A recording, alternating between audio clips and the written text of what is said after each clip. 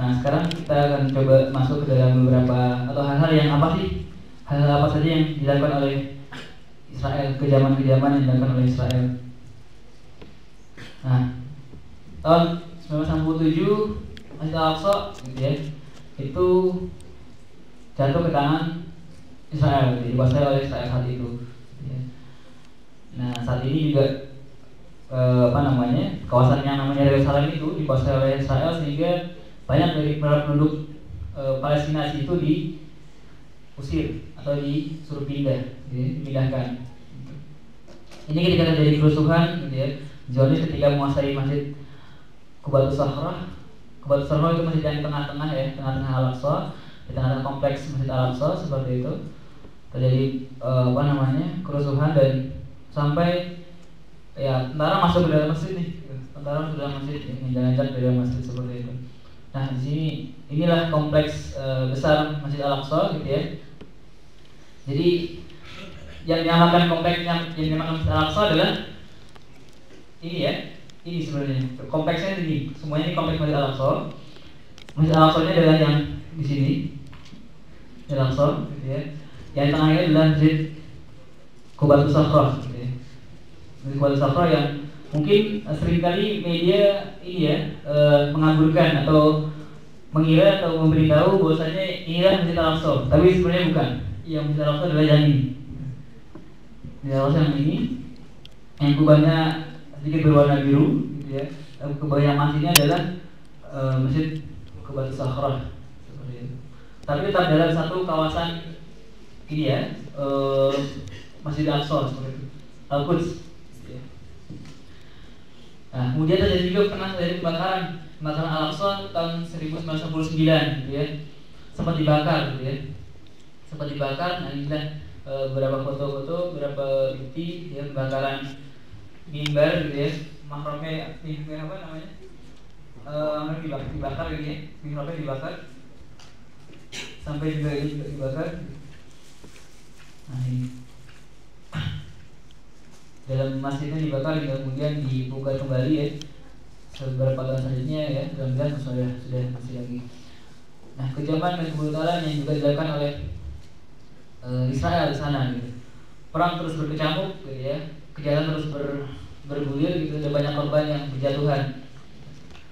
Hingga sampai saat ini Zionis Israel kalau membantai ya ini ya sampai tahun 2009 mungkin lebih banyak lagi ya di Gaza sendiri dan di Barat. Ini beberapa kekerasan yang dilakukan oleh Israel gitu ya. Demokrasi dan menjunjung tinggi HAM dalam Israel gitu. Jadi sebenarnya mereka menjunjung tinggi yang namanya HAM, tapi mereka sendiri tidak sesuai dengan apa yang mereka junjung gitu. Hak asasi manusia yang mereka junjung, yang mereka tinggikan itu benar-benar mereka tidak angkat sama sekali gitu ya. Kita bisa melihat di sana ya terjadi penindasan gitu ya, terjadi pemaksaan kehendak gitu ya, terjadi ya penyiksaan dan sebagainya. Yang sama sekali tidak digunakan dalam hak asasi manusia itu sendiri. Nah, pun juga seorang sudah tidak berdaya ini akan dipukul nih oleh tentara Israel saat itu. Rasial, dendam dan ya ini kata-kata yang kemudian menggambarkan ya kekejaman tentara Israel saat itu. Masih saat ini juga gitu. Rasial sangat-sangat benci sekali dengan ras atau rasa Palestina gitu ya, itu rasialnya mereka. Dendam gitu ya, sangat-sangat ini buas juga bisa dikatakan ya. Pada anak-anak pun juga sangat-sangat kejam ya, tapi dikasih gitu. Ini beberapa bangunan yang kemudian dihancurkan oleh mereka di beberapa kali invasi ketika Israel memasuki Gaza atau di Barat gitu ya, dengan rumah-rumah yang hancur.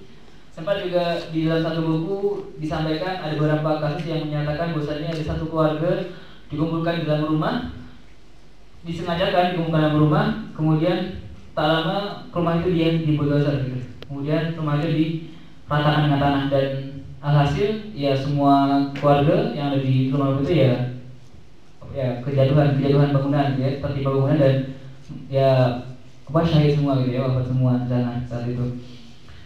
Itulah beberapa kejaman yang kemudian dilakukan oleh Israel, tentang Israel. Pun juga kalau kita mengetahui informasi atau mengetahui berita tentang Mafia Marmara di tahun 2010 juga satu bentuk kejaman Israel juga. Dan bahkan itu bukan kepada Palestina, bahkan kepada orang-orang yang sebenarnya ingin peduli pada Palestina, tetap saja diincar, tetap saja dilakukan dengan tidak berperik kemanusiaan seperti itu.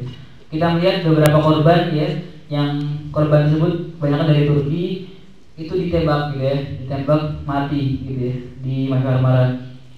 Kalau rekan-rekan sekalian tahu, di beberapa korban yang ada di Mafia Marmara itu sangat-sangat mengenaskan, sangat-sangat ini ya.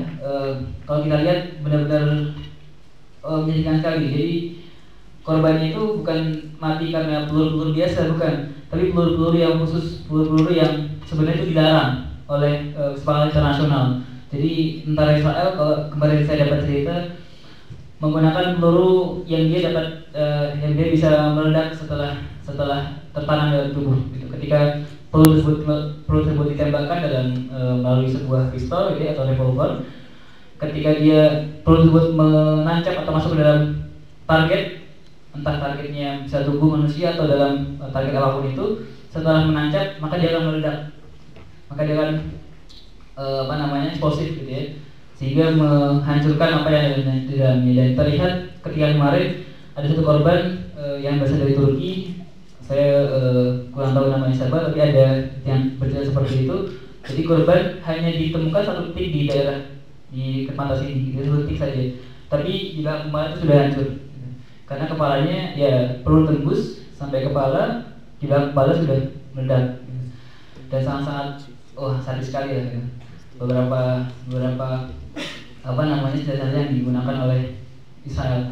Belum lagi kalau misalkan melihat persenjataan Israel begitu canggih, mereka punya namanya bunker buster bomb. Jadi itu dimasukkan dalam pesawat gitu ya, pesawat tempur mereka, dan itu gunanya untuk menghabisi seluruh pasukan atau seluruh gerilyawan atau seluruh tentara tentara Palestina yang bersembunyi dalam bunker.